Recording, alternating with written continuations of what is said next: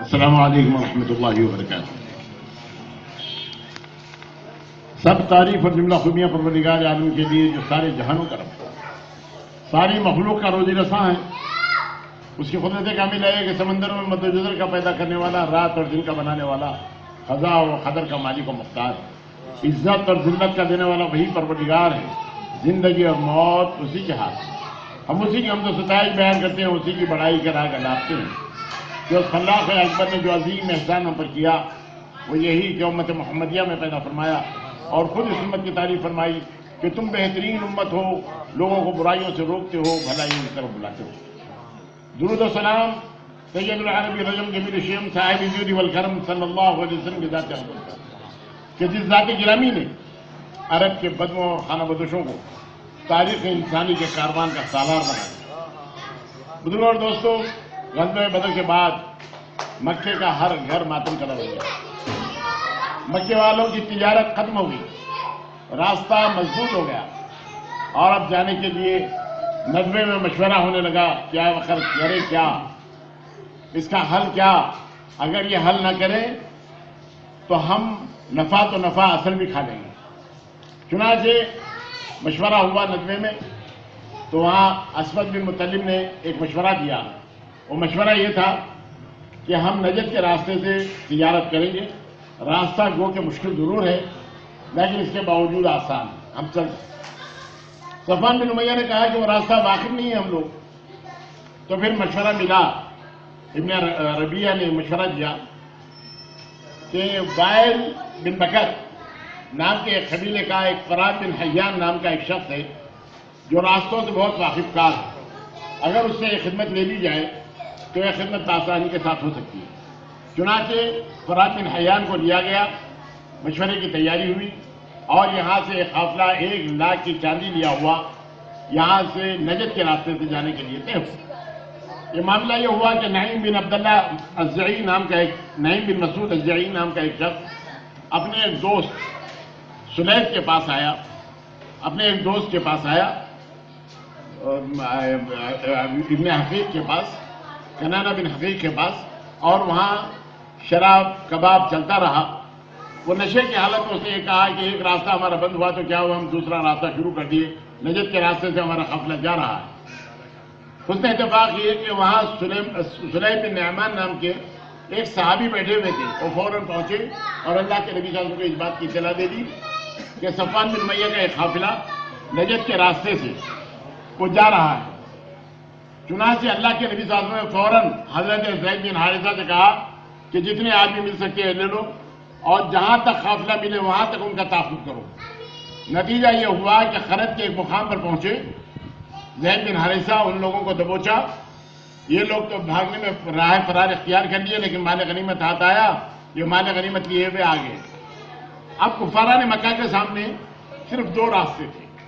ایک راستہ یہ تھا کہ مسلمانوں سے صلح کر لیں اور مسلمانوں کی بات کو مان لیں اور وہ راستے چالو ہیں، اور اگر ایسا نہ ہو تو پھر ایک جنگ کر لیں، نعوذ باللہ مسلمانوں کا بالکل خاتمہ کر دیں تاکہ اس کے بعد ہمارے لیے آسانیاں پیدا ہو جائیں۔ انہوں نے بدقسمتی سے دوسرا راستہ اختیار کیا، یعنی جنگ و جدال کا۔ اب یہاں معاملہ یہ ہوا کہ مکمل تیاری کے ساتھ صفوان بن امیہ نے، اکرمہ بن ابی جہل نے، سہیل بن عمر نے ابو سفیان بن حرب کے پاس جا کر یہ کہا کہ مال تجارت کا جو نفع آپ کے پاس جمع ہے اس کو لیے ہوئے ہم چلیں گے اور جنگ کریں گے اور جنگ کے مصارف اس میں برداشت کرنا۔ ابو سفیان بن حرب نے کہا اگر تمہاری سب کی رائے یہ ہے تو سب سے پہلا آدمی میں ہوں۔ چلنے کے لیے تیار ہو گئے، 3,000 کا ایک لشکر جرار تیار ہوا۔ ادھر معاملہ ہے کہ حضرت عباس بن عبد المطلب جو غزوہ بدر کے اندر قید ہو گئے تھے، جب ان کے سامنے اللہ کے رسول کے سامنے فدیہ دینے کی بات آئی تو حضرت عباس بن عبد المطلب سے کہا کہ چچا جان آپ اپنا بھی دیجیے، اپنے دونوں بھتیجوں کا بھی دیجیے۔ اس وقت حضرت عباس بن عبد المطلب نے کہا اے محمد میرا دھندا تو بڑا مندہ ہے، سودی لین دین کا کاروبار تھا، بڑا مندہ ہے، میں کیسے دے دوں؟ تو اس وقت اللہ کے رسول کا یہ معجزہ ظہور پذیر ہوا۔ انہوں نے کہا کہ چچا جان ان پیسوں میں سے دیجیے جو ام الفضل کے پاس، ہماری چچی کے پاس آپ کمرے کے اندر گاڑ کے جو رکھے ہیں ان پیسوں میں سے دیجیے، اور اس ہدایت کے ساتھ گاڑ کے رکھے ہیں اگر میں میدان کارزات میں کام آ جاؤں تو میرے بیٹے فضل بن عباس کو، خطب بن عباس کو محروم نہ رکھنا، اس میں سے دیجیے۔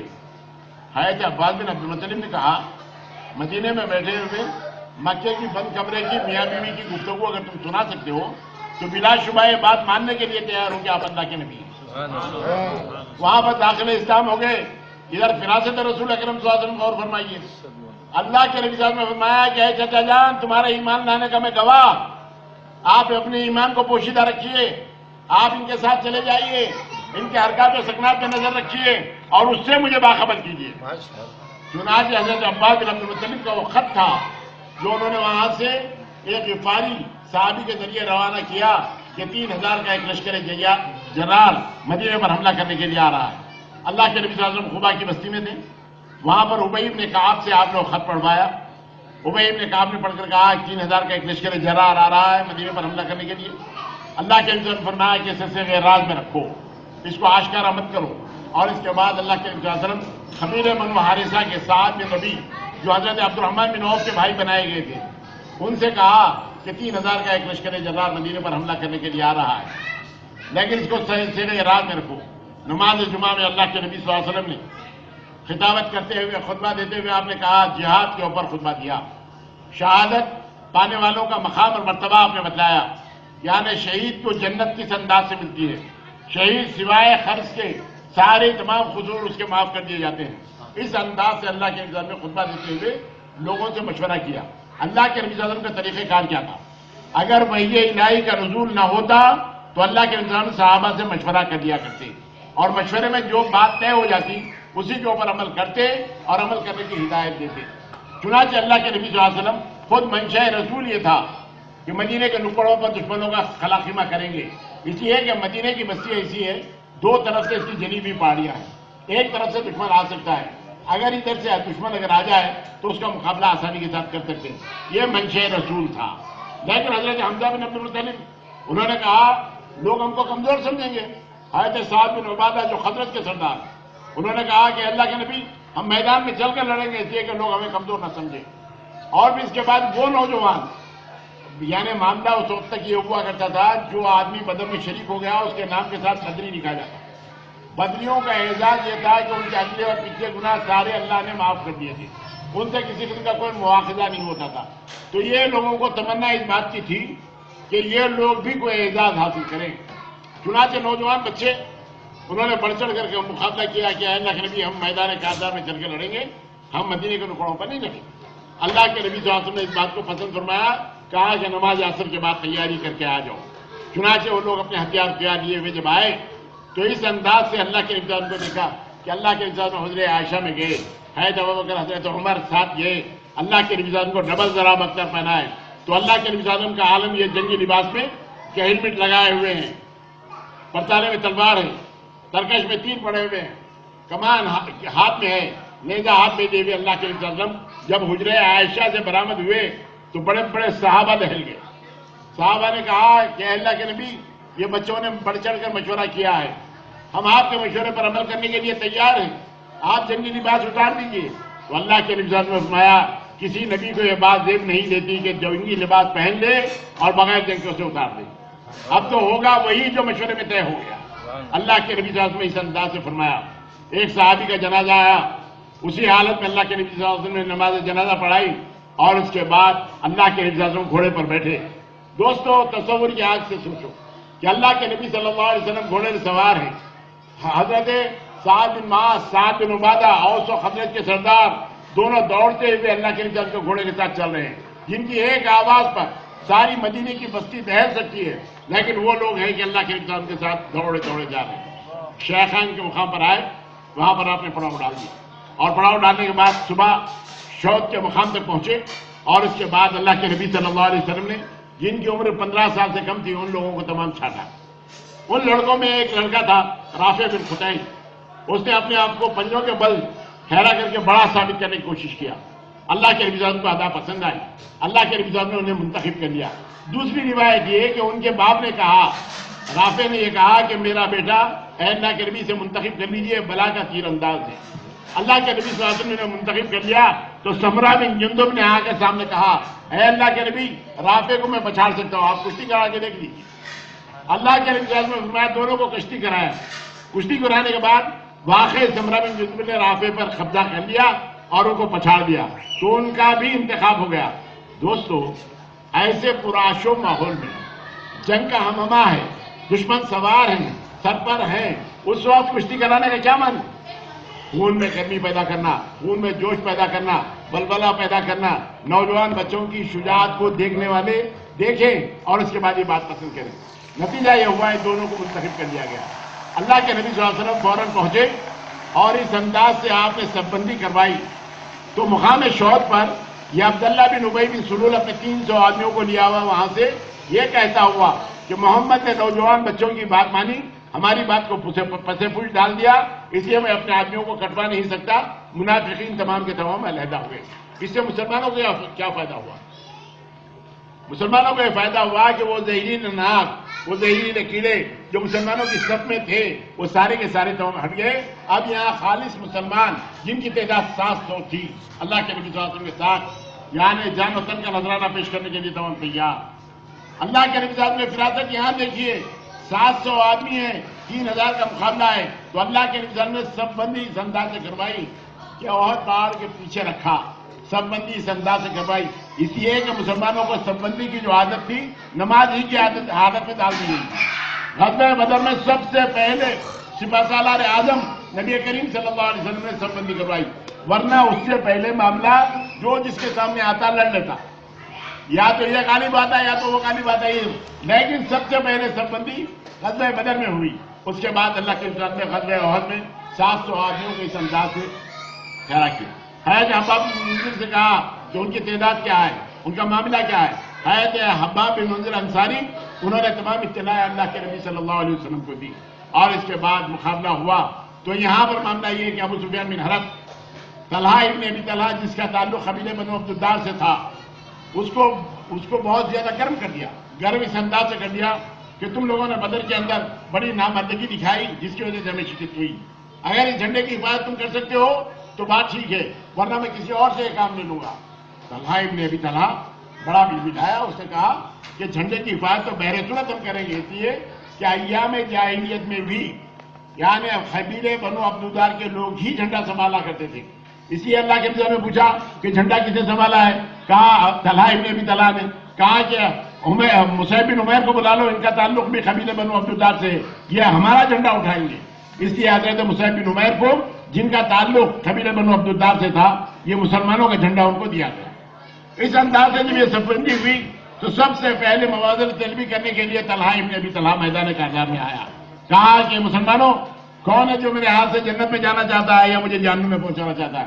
حضرت علی بن ابی طالب نے بڑھ کر ایک بار کیا اور اس کو ختم کر دیا۔ اس کے بعد اس کا بیٹا آیا حضرت حمزہ نے اسے ختم کیا۔ اس انداز سے 22 آدمی اس جھنڈے کی حفاظت کے بعد ایک کے بعد ایک کے بعد ایک ختم ہوتے رہے۔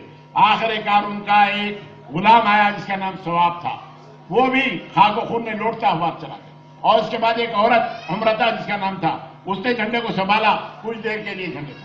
اب یہ جنگ میں آنے سے پہلے قریش کی بڑے بڑے گھروں کی یعنی 10 عورتیں آئی ہوئی تھیں جو اپنے مردوں کا، سپاہیوں کا دل لبھانا، دل بڑھانا، ان کو جوش دلانا، جذبہ دلانا، اس لیے کہ عرب سب برداشت کر سکتا ہے، عورت کے سامنے ذلت برداشت نہیں کر سکتا۔ یہ ذلت سے بچنے کے لیے ان عورتوں کو لایا گیا تھا۔ یہ عورتیں بڑے بڑے گھروں کی، ابو سفیان بن حرب کی بیوی ہندا جو عتبہ بن ربیعہ کی بیٹی تھی وہ آئی ہوئی تھی، خالد بن ولید کی بہن فاطمہ بنت ولید آئی ہوئی تھی، ریتا حضرت عمر بن عاص کی بیوی وہ آئی ہوئی تھی، اور ابو جہل کی جو بہو ام حکیم وہ آئی ہوئی تھی، مصعب بن عمیر کی ماں خناس وہ آئی ہوئی تھی، یہ تمام عورتیں آئی ہوئی تھیں۔ اور ادھر معاملہ جب یہ ہوا کہ مبادلہ صلیبی کے بعد مسلمانوں نے جو حملہ کیا تو دشمنوں کے قدم اکھڑ گئے، عورتیں اپنے کپڑے اٹھا کر جن کی پنڈلیاں صاف نظر آ رہی تھیں میدان کارزار سے بھاگ گئی۔ اللہ کے نبی صلی اللہ علیہ وسلم آنے سے پہلے عبداللہ بن جبیر کو 50 ساتھیوں کے ساتھ عینین کی ایک پہاڑی ایک درہ ہے جہاں سے دشمن اندر نہ آ سکے، اسی لیے اس تاکید کے ساتھ کہ آپ یہاں پر متعین رہیے، یہاں پر قائم رہیے تا حکم ثانی، جب تک کہ میں حکم نہ دوں اس وقت تک اس مقام سے مت ٹلیے۔ اللہ کے نبی صلی اللہ علیہ وسلم نے بہت واضح انداز سے اس بات کو ذکر کیا، عبداللہ بن جبیر کو وہاں پر مقرر کیا 50 سے اب یہاں معاملہ ان لوگوں نے دیکھا کہ دشمنوں کے قدم اکھڑ گئے، میدان کارزار سے بھاگ رہے ہیں، تو مال غنیمت کی طرف جب یہ لوگ آئے تو اس وقت اکرمہ بن ابی جہل، خالد بن ولید جو ابھی مسلمان نہیں ہوئے تھے، ان لوگوں نے اس درے کا چکر کاٹتے ہوئے عبداللہ بن جبیر کے جو 10 ساتھی تھے ان کو رونتے ہوئے، ان کو اپنا نشانہ بناتے ہوئے، اس انداز سے گھوڑوں کے ٹاپوں سے رونتے ہوئے وہ میدان کارزار میں آئے تو عبداللہ ابن خمیہ نے مصعب بن عمیر پر حملہ کیا۔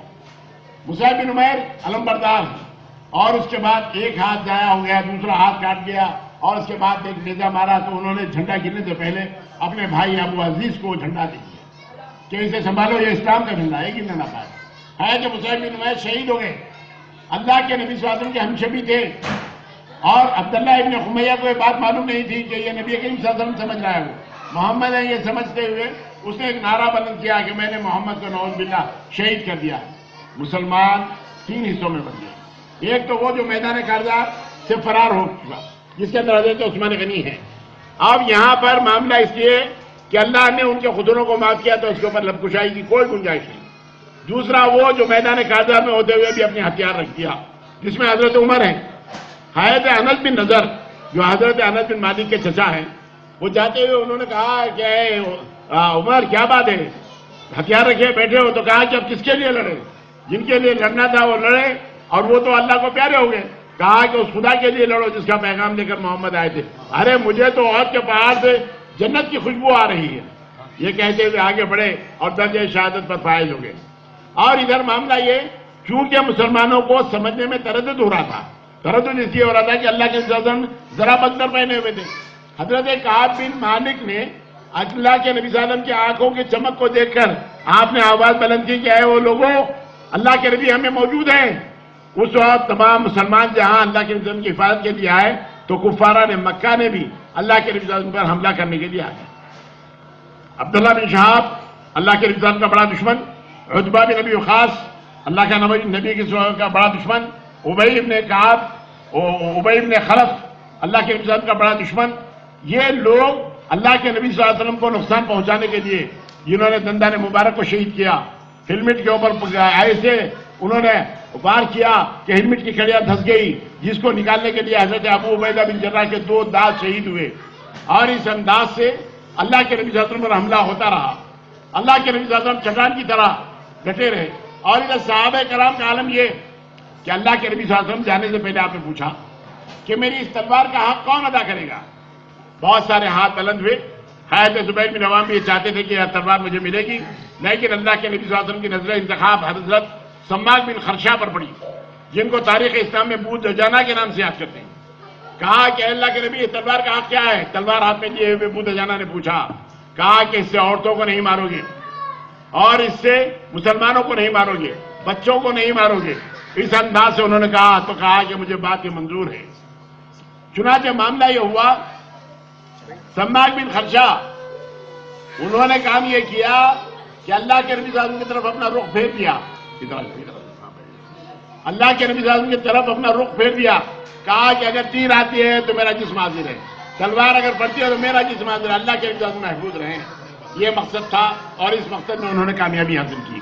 اب یہاں دیکھیے طلحہ ابن عبید اللہ جو عشرہ مبشرہ کے صحابی ہیں، تلوار کو تیر کو ہاتھ پہ لیے ہوئے ایک ہاتھ ان کا شل ہو گیا۔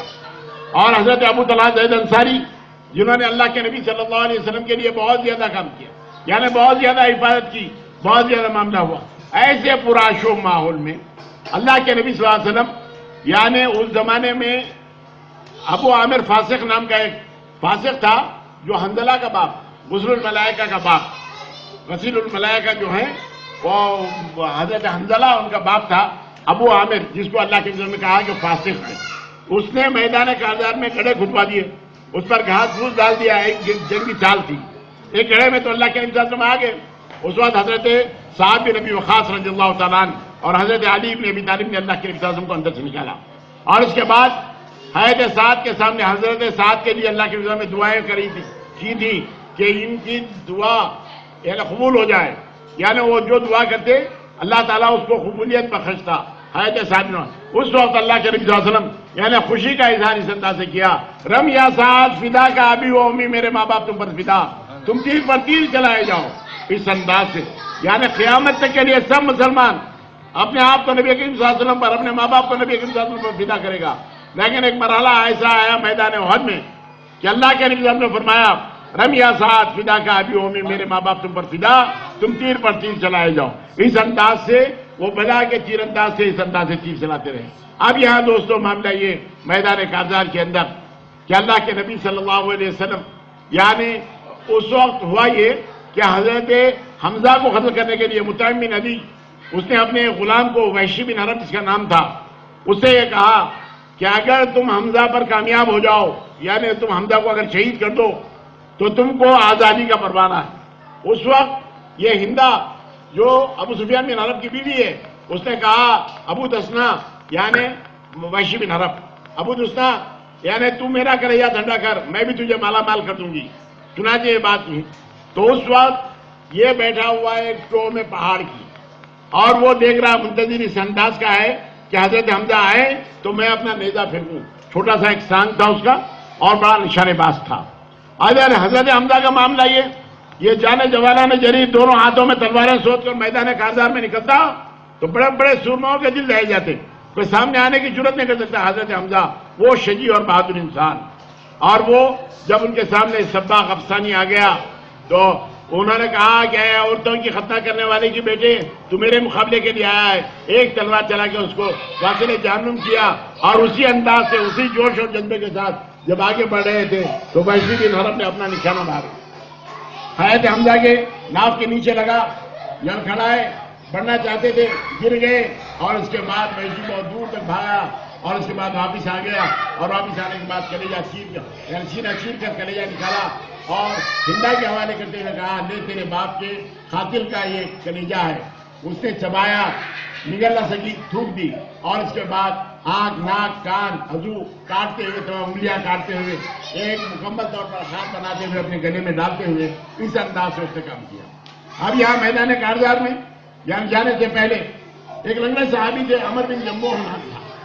انہوں نے کہا میرے 4 بیٹے مجھے رکاوٹ پیدا کر رہے ہیں، یعنی جانے تو میدان کارزار میں جانے سے روک رہے ہیں. اللہ کے نبی نے فرمایا کہ تم لنگڑے ہو، عذر ہے، اس لیے تم پر جہاد فرض نہیں ہے. انہوں نے کہا کہ اللہ کے نبی میری عین تمنا یہ ہے کہ میں میدان کارزار میں دشمنوں سے لڑتا ہوا شہید ہو جاؤں. اللہ کے نبی صاحب نے لڑکوں سے کہا کہ اگر تمہارے باپ کی اگر یہ خواہش ہے تو تم رکاوٹ کیوں بنتے ہو؟ 7 بند اولاد تھی، اجازت مل گئی. حضرت عمر بن جموح آئے اور پہلے ہی حملے کے اندر وہ میدان کارزار کے اندر کام آ گئے. اللہ کے نبی صلی اللہ علیہ وسلم نے اختتام جنگ پر فرمایا میں عمر بن جموح کو اپنی لنگڑی ٹانگ سے لگڑتا ہوا جنت میں جاتا ہوا دیکھ رہا ہوں. اللہ کے نبی صلی اللہ علیہ وسلم کا مقام اور مرتبہ معلوم ہوا، اللہ کے نبی صلی اللہ علیہ وسلم کیا کہہ رہے ہیں وہ معلوم ہوا. اور اس کے بعد ام عمارہ نصیبہ جن کا نام تھا بنو مزینہ کی، اور وہ نصیبہ بن کعب وہ اللہ کے نبی صلی اللہ علیہ وسلم کے اطراف میں اس انداز سے منڈلانے لگی کہ مت پوچھیے. ابن قمیہ نے جب حملہ کرنا چاہا تو نصیبہ نے ام عمارہ نے حملہ کیا. سب سے پہلی عورت ہے جس نے تلوار کا استعمال میدان کارزار میں کیا، اس کا نام ہے ام عمارہ. اس انداز سے انہوں نے جنگ کی اور ابن قمیہ کی سے زخمی ہوئی، ایسی زخمی ہوئی کہ مت پوچھیے. 2 3 زخم آ گئے جس کے اندر بچے انگلیاں ڈال کر کھیلتے تھے، اس انداز سے زخم آ گئے. اور پھر ایک اور صحابی ہے حضرت سعد بن خثیمہ کے باپ خثیمہ، انہوں نے کہا کہ اے اللہ کے رسول میں نے رات خواب میں دیکھا ہے، میرے بیٹے سعد کو میں نے جنت میں دیکھا ہے، جنت کی کیاریوں میں دیکھا ہے، اور میں اسے کہہ رہا ہے کہ ابا جان آپ آ جائیے میرے پاس. اے اللہ کے رسول میرے لیے شہادت کے لیے دعا کی. اللہ کے نبی صلی اللہ علیہ وسلم نے ان کی شہادت کی دعا کی اور اس کی دعا مقبول اس انداز سے ہوئی. 2 دوست میدان کارزار میں جانے سے پہلے انہوں نے دعا کی تو دونوں دوستوں نے معاہدہ کیا کہ میں دعا کروں گا تم آمین کہنا، تم جب دعا کریں گے میں آمین کہوں گا. یہ ہے حضرت عبداللہ بن جہش، انہوں نے دعا کی اور ان سے پہلے حضرت سعد بن نبی وقاص نے دعا کی اے اللہ میرا مقابلہ ایک کڑیل جوان سے ہو، میں اسے پچھاڑ دوں اور اس کو ختم کر دوں. اس انداز سے دوست نے کہا آمین. پھر دوسرے دوست نے دعا کی کیا میرا مقابلہ ایک کڑیل جوان سے ہو لیکن وہ مجھ پر غالب آ جائے اور وہ مجھے شہید کر دے، میرے آنکھ ناک کان نکال دیا جائے اور جب میں اللہ کے حضور پیش ہو جاؤں تو اللہ پوچھے گا کہ تیرا کیا حال ہے، تو کہا کہ اللہ تیرے نام کے لیے، تیرے نام کی سربلندی کے لیے میں نے اپنے جان و تن کا نذرانہ دیا، میں یہ کہہ سکوں. یہ انہوں نے کہا. ایک اور صحابی ہے خزمان نام تھا، اللہ کے رسول نے فرمایا کہ وہ ناری ہے، وہ جہنمی ہے. اس انداز سے فرمایا تو صحابہ کو بڑا تردد ہوا وہ بڑا بڑھ چڑھ کر مقابلہ کر رہا تھا۔ آخر کار صحابہ نے جب اس کا تعاقب کیا، دیکھا اس کو کہ 7-8 لاشیں پڑی ہوئی ہے، تو کہا کہ کیا تم نے مارا؟ کیا اسلام کے لیے؟ تم کہا کہ میں اپنے قبیلے اور خاندان کے لیے لڑا، یہ کہا۔ اور اس کے بعد جب زخموں سے چور چور ہو گیا تو اپنی نسوں کو خود کاٹ کر خودکشی کر لیا۔ اس وقت صحابہ نے آ کر کہا کہ اللہ کے نبی، عثمان نے خودکشی کر لی تو اللہ کے نبی نے فرمایا بلا شبہ میں اللہ کا سچا رسول ہوں، اس انداز سے آپ نے فرمایا۔ اور نہ صرف یہ بلکہ ایک مخریق نام کے ایک یہودی تھے جن کے 7 باپ تھے، بہت زیادہ معلوم ہوتا تھا۔ انہوں نے یہودیوں سے کہا کہ چلو میرے ساتھ، اس لیے کہ وہ اللہ کے سچے نبی ہے، ہماری کتاب کی روشنی میں بھی وہ اللہ کے نبی ہے، ہم ان کا ساتھ دیں گے۔ تو انہوں نے کہا کہ ہم ہفتے کی حرمت کو برخاست نہیں کر سکتے۔ تو کہا کہ اچھا میں میدان قاضا میں جا رہا ہوں، اور اگر میں شہید ہو جاؤں تو میرے سارے باغ، ساری املاک، ساری دولت اللہ کے نبی کی خدمت میں پیش کر دینا۔ چنانچہ وہ آئے اور میدان قاضا کے اندر درجہ شہادت پر فائز ہو گئے، اور ہونے کے بعد اللہ کے نبی کو ان کے 7 باغ ملے اور ان کی مال و دولت ملی اللہ کے نبی کی اس انداز سے۔ ایک مرحلہ ایسا آ گیا جب اللہ کے نبی میں بہت زیادہ سخت مرحلہ تھا۔ اس وقت آپ نے فرمایا کون جنت کا حقدار بننا چاہتا ہے؟ 7 انصاری صاحب آئے زیاد بن سکن کے ساتھ، اور وہ لڑتے ہوئے اللہ کے نبی صلی اللہ علیہ وسلم کے پاس ایک کے بعد ایک کے بعد ایک تمام درجہ شہادت پر فائز ہو گئے۔ اللہ کے نبی صلی اللہ علیہ وسلم نے زیاد کو بلایا اپنے پاس تو وہ ختموں سے چمٹ گئے اور روح پرواز ہو گئی۔ اس انداز سے وہ داخل ہوئے۔ بزرگوں اور دوستوں، اللہ کے نبی صلی اللہ علیہ وسلم یعنی اس میدان کارزار کے اندر جب یہ آپ یہ زخمی ہو گئے تو اس وقت آپ کی زبان سے نکلا وہ قوم کیا فلاح پا سکتی ہے جو اپنے نبی کے چہروں کو اس انداز سے خون آلود کرے۔ اللہ کی طرف سے احکامات آگے کہ آپ اس انداز سے مت کہیے۔ پھر آپ نے دعا فرمائی اے اللہ اے میری قوم مجھے سمجھ نہیں سکتی، ان کو اس انداز سے سمجھ دے دے۔ یہ انداز رہا۔ اب اس کے بعد معاملہ یہ ہوا جب جنگ کا ہمہمہ تھما تو اس وقت اللہ کے انسان ایک پہاڑ پر چڑھنا چاہتے تھے۔ حضرت طلحہ ابن عبید اللہ جو عشرہ مبشرہ کے صحابی ہیں، انہوں نے اپنے آپ کو یعنی سیڑھی بناتے ہوئے اللہ کے نبی صلی اللہ علیہ وسلم کو اوپر چڑھنے میں مدد کر رہے تھے کہ ابی بن خلف آیا کہ محمد کہاں ہے، محمد کہاں ہے، یہ کہتا ہوا۔ اس وقت حضرت عبدالرحمن بن عوف ساتھ میں جو تھے صحابہ کہا کہ اللہ کے نبی ہم اس سے مقابلہ کر لیں گے، تو اس وقت حضور نے فرمایا یہ ہمارا شکار ہے، اسے آ جانے دو۔ چنانچہ جب وہ آ گیا تو اللہ کے نبی صلی اللہ علیہ وسلم نے حارث بن سما سے ایک نیزہ لیا اور اس کو ایک خراش لگائی۔ جب یہ خراش لگی تو وہ چنگانے لگا۔ ابو سفیان بن حرب نے کہا کہ اتنا بڑا پہلوان ایک معمولی سی خراش لگی اور اتنا چلاتا ہے؟ تو اس نے کہا میرے معبود لات و عزا کی قسم، اگر میں یہ درد سارے حجاز والوں کو بانٹ دوں تو سارے کے سارے ہلاک ہو جائیں گے، اس لیے کہ یہ محمد کی بات ہے، یہ محمد کی بات۔ اس انداز سے اللہ کے نبی صلی اللہ علیہ وسلم جب اس کو ختم کر چکے تو پہاڑ پر آپ چڑھ گئے۔ تو ابو سفیان بن حرب چڑھنا چاہتا تھا تو اس وقت اوپر سے صحابہ نے پتھر لڑکائے تو وہ دوسرے پہاڑ پر چلا گیا۔ وہاں سے اس نے پوچھا کہ کیا تم میں محمد موجود ہے؟ حضور نے فرمایا جواب میں۔ کہا کہ کیا تم میں ابو بکر موجود ہے؟ کہا کہ جواب میں۔ کہا کہ کیا تم میں عمر موجود ہے؟ معلوم ایسا ہوتا ہے سارے ہلاک ہو گئے تو حضرت عمر برداشت نہیں کر سکی، انہوں نے کہا او دشمن خدا و رسول، ہم سب زندہ ہیں، اللہ کے نبی صلی اللہ علیہ وسلم تمہاری بات سن رہے ہیں۔ کہا کہ اگر عمر تم یہ بات کہتے ہو تو عبداللہ ابن خمیہ کی بات سے زیادہ مصدقہ بات تمہاری ہے، یہ بات صحیح ہے۔ اس انداز سے اسے تصدیق کی اور اس کے بعد کہا قبول کیجئے تو اللہ کے نبی نے فرمایا اللہ اعلیٰ و اولیٰ ہے، تم بھی جواب دو۔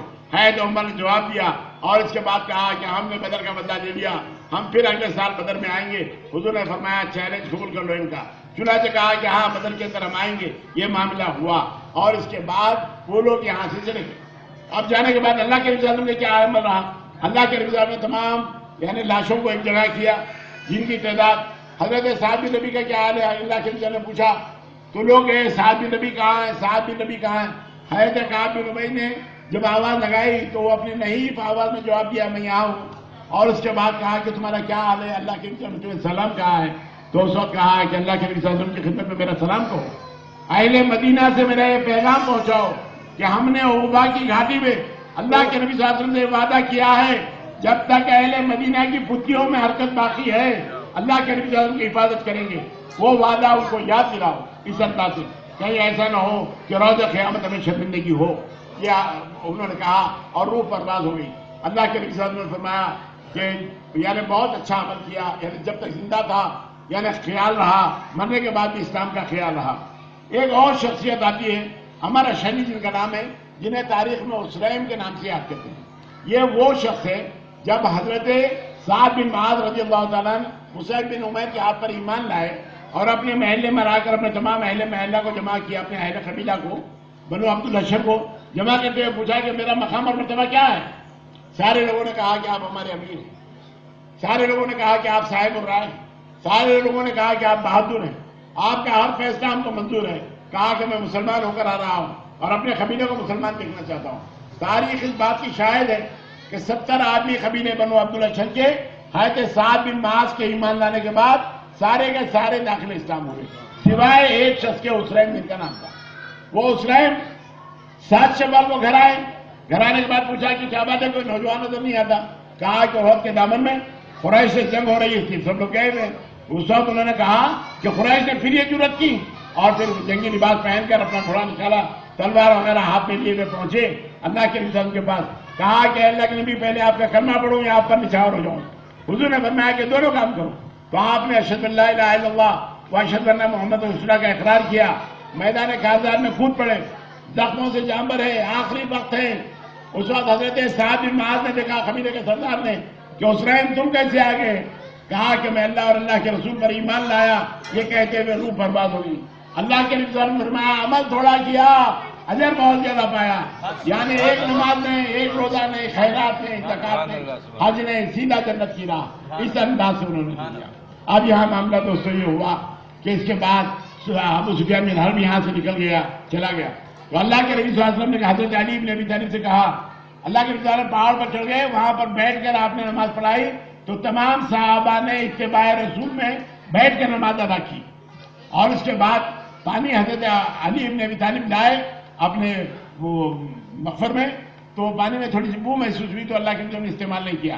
ہے کہ ابو سلمان لے آئے پانی تو پانی شیرین تھا، آپ نے استعمال کیا، آپ نے پیا۔ اللہ کے نبی زخمی ہو گئے تھے، حضرت بی بی فاطمہ آ گئی، حضرت بی بی عائشہ صدیقہ رضی اللہ تعالیٰ عنہ آ گئی، اور یہ تمام عورتیں آ کر ایک چٹائی جلا کر وہ راکھ یعنی اس زخم میں بھر دیے۔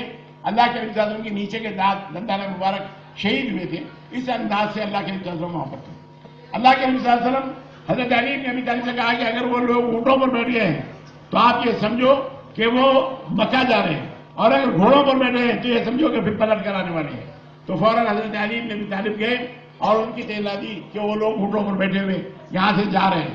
تو اس وقت اللہ کے نبی صلی اللہ علیہ وسلم جب مدینہ منورہ میں داخل ہو رہے ہیں، مدینہ منورہ میں ایک کوہرام مچا ہوا تھا۔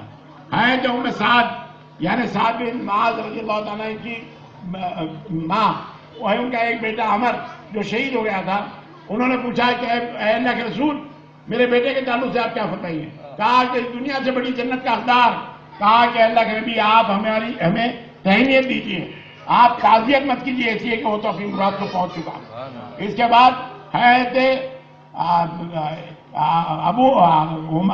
عمر بن جموح کی بیوی آئی، انہوں نے کہا کہ تمہارا بھائی مر گیا، تو کہا انا للہ، کہا کہ تمہارا باپ مر گیا، تمہارا شوہر مر گیا، وہ کہتی رہی ان اللہ انا للہ، لیکن اللہ کے نبی صلی اللہ علیہ وسلم کیسی ہے؟ اللہ کے نبی صلی اللہ علیہ وسلم صحیح و سلامت ہے۔ جب اللہ کے نبی صلی اللہ علیہ وسلم نے نباہ پڑھی تو کہا کہ اللہ کے نبی آپ سلامت ہے تو ساری مصیبتیں ہیج ہیں۔ اس انداز سے انہوں نے فرمایا، اور اپنے شوہر کو، اپنے بیٹے کو، اپنے بھائی کو جب وہ لے جانا چاہی تو اونٹ پلٹ جاتا اور پھر وہ گنج شہیدان احد میں آ جاتا۔ بار بار اس انداز سے آنے لگا تو ان کی بیوی نے عرض کیا کہ اللہ کے نبی میں اپنے آبائی قبرستان میں ان کو دفن کرنا چاہتی ہوں۔ حضور نے پوچھا کہ عمر بن جموح گھر سے نکلتے ہوئے کیا کیا؟ تو کہا کہ بارگاہ خداوندی میں انہوں نے دعا کی، دعا یہ تھی کہ اے اللہ پھر مجھے اس گھر میں میرے اہل و عیال میں واپس نہ لانا۔ کہا کہ شہید کی دعا قبول ہو گئی ہے، گنج شہیدان احد میں پہنچاؤ، یہ وہی دفن ہوں گے۔ اس انداز سے اللہ کے نبی سے فرمایا۔ اور پھر جب بنو عبد الاشر کے محلے سے جا رہے تھے تو اس وقت رونے کی آوازیں بہت آ گئی تو حضور کی زبان سے نکلا آج حمزہ بن عبد المطلب پر رونے والا کوئی نہیں رہا۔ تو حضرت حمزہ بن عبد المطلب کا کیا حال رہا؟ آپ میدان کارزار میں جب آئے اللہ کے نبی صلی اللہ علیہ وسلم، آپ نے اپنے چچا کو دیکھا تو رخت سے آپ کی آنکھ میں آنسو آ گئے۔ آپ نے کہا کہ تم اپنے خاندان والوں پر بڑے مہربان تھے، آج دنیا سے جا رہے ہیں تو اس حال میں جا رہے ہیں۔ تو اس وقت حضرت بی بی صفیہ جو آپ کی بہن تھی، صفیہ بنت عبد المطلب، وہ اپنے بھائی کو دیکھنے کے لیے جب آنے کی خواہش کی تو اللہ کے نبی نے فرمایا زبیر بن عوام سے کہ اپنی ماں کو روکو۔ تو اس وقت حضرت بی بی صفیہ نے کہا کہ میری زبان سے کوئی ایسے الفاظ نہیں نکلیں گے جو اللہ کے نبی کو تکلیف دے ہو۔ تو اللہ کے نبی نے اجازت دے دی. حضرت بی بی صفیہ بہت بڑے دل کی عورت، وہ آئیں. آنے کے بعد انہوں نے دیکھا اور کہا کہ اسلام کے لیے کوئی بڑی قربانی نہیں، اور اپنے یعنی تھیلی سے 2 چادریں نکالی اور ان کو دیتے ہوئے کہا حضرت زبیر کو کہ اپنے ماموں کو اس کے اندر دفن کرو. تو چھوٹی چادر حضرت حمزہ کو ملی، بڑی چادر ایک انصاری کو ملی. اس انداز سے ہے. جب مصعب بن عمیر کو آپ نے دیکھا یہ عالم بردار اس انداز سے کہ دونوں ہاتھ کٹے ہوئے، پیٹ میں نیزہ لگا ہوا ہے، تمام چہرے کا مسئلہ کیا گیا ہے، آنکھ ناک کان نکال دیے گئے، تو اللہ کے نبی صلی اللہ علیہ وسلم نے فرمایا کہ مکے کی سرزمین پر تم سے زیادہ اچھے لباس پہننے والا میں نے کسی اور کو نہیں دیکھا، تم سے اچھا بالوں کو سنوارنے والا میں نے کسی اور کو نہیں دیکھا. آج ان کا لباس یہ، کفن یہ، ایک ٹکڑا جو سر پر ڈھانکتے تو پیر نکل جاتے، پیر پر ڈھانکتے تو سر نکل جاتا. حضور نے فرمایا کپڑا تو سر پر ڈال دو، کمبل تو سر پر ڈال دو، پیروں پر اصغر کی گھاس ڈال دو. اس انداز سے حضرت مصعب بن عمیر کے ساتھ اللہ کے نبی صلی اللہ علیہ وسلم ان کے لیے بھی دعائیں کرتے تھے. اس انداز سے قبیلے بنو عبد الاشر میں جب پہنچے تو رونے کی آواز آئی تو حضور نے کہا آج حمزہ بن عبد المطلب پر رونے والا کوئی نہیں رہا. صحابہ انصار کو تھوڑی سی شرم محسوس ہوئی، خفت محسوس ہوئی. انہوں نے اپنی عورتوں سے کہا کہ جاؤ اللہ کے نبی صلی اللہ علیہ وسلم کے چچا کے لیے حضرت حمزہ کے لیے ماتم کرو. چنانچہ اللہ کے نبی صلی اللہ علیہ وسلم حجرہ عائشہ میں آنے کے بعد آپ ذرا استراحت فرما رہے تھے، آپ لیٹ گئے تھے، آنکھ لگی ہوئی تھی. پھر رونے کی آواز آئی تو پوچھا یہ رونا کیسا؟ کہا کہ انصار کی عورتیں آئی ہوئی ہیں، حضرت حمزہ پر ماتم کر رہی ہیں. اللہ کے نبی صلی اللہ علیہ وسلم اس وقت منع کیا کہ کسی مرنے والا پر بین نہ کی جائے، کسی مرنے والے کا نوحہ اس انداز سے نہ کیا جائے، ان کے اوصاف کو اس انداز سے نہ گنایا جائے. اور اس کے بعد ان لوگوں کا شکریہ ادا کرتے ہوئے اللہ کے نبی صلی اللہ علیہ وسلم نے انہیں رخصت کیا. اب یہاں دوستوں معاملہ یہ ہوا کہ دوسرے دن یہ معلوم ہوا کہ پھر یہ لوگ کہیں پلٹ کر آ جائیں. ان لوگوں میں ایک مشورہ ہوا. مشورے کے اندر اکرمہ بن ابی جہل، خالد بن ولید اس بات کے لیے تائیدی تھے کہ پھر مدینے پر ایک اور زبردست حملہ کریں گے. لیکن صفوان بن امیہ نے کہا کہ اس وقت مسلمان زخمی شیر کی طرح ہے، جو تم اپنے آپ کو فتح یاب سمجھ رہے ہو کہیں شکست میں نہ بدل جائے، اس لیے کہ مسلمان اب تم پر حملہ کریں گے. اور اس کے بعد اللہ کے نبی نے ان زخمی صحابہ سے کہا کہ چلو ابو سفیان بن حرب سے اس قافلے کے لیے پھر مقابلہ کرنے کے لیے. لوگ 6 میل تک آئے، ہمراہ الاسد تک آئے، اور اس کے بعد انہوں نے دیکھا تو ابو سفیان بن حرب وہاں سے 36 میل روا کے مقام تک پہنچ گیا. اور اس وقت آپ نے کہا کیا آگ جلاؤ تاکہ دشمن کو ہماری آگ معلوم ہو جائے. اس وقت محبت سجائی جاتے ہوئے انہوں نے کہا کہ محمد ایک نئی جمعیت کے ساتھ تمہارے مقابلے کے لیے آ رہے ہیں. ابو سفیان وہاں سے چلے جانے میں ہی اپنی عزت سمجھا. اب یہاں معاملہ یہ ہوا کہ 2 آدمی گرفتار ہوئے. ابو العزا ایک شاعر تھا بنو جمعہ کا، وہ بڑا شاعری کے اندر بڑا حاجو کیا کرتا تھا مسلمانوں کے خلاف میں. تو اس وقت اللہ کے نبی صلی اللہ علیہ وسلم ہاتھ میں جب گرفتار ہو گیا تو کہا کہ اسے ختم کر دو. اس نے کہا کہ میری 5 بیٹیوں کا کیا ہوگا؟